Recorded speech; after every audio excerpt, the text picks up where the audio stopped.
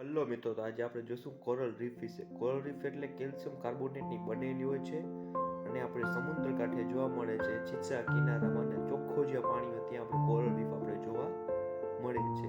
અને જે આજે સમુદ્રની મહાસાગરોની જે સારતા હોય ને 27 કરીને 30 હોવી જોઈએ.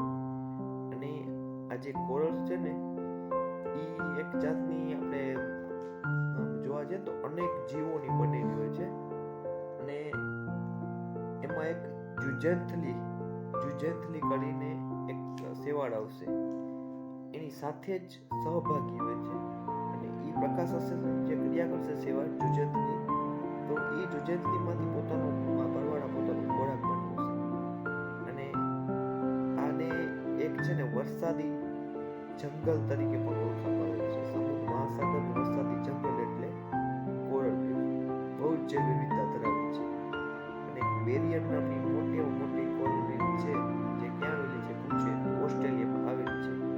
કોરલ રીફ માટે આટલું યાદ રાખજો: ચોખ્ખા છીછરા પાણીમાં, કાપ રહિતમાં, 27 થી 30% જેવું સારતા હોય એમાં, અને જુજેન્થલી નામની એક શેવાળ સાથે સહભાગી થઈ પ્રકાશ સંશ્લેષણની ક્રિયા કરશે અને સહજીવીની સાથે રહેશે.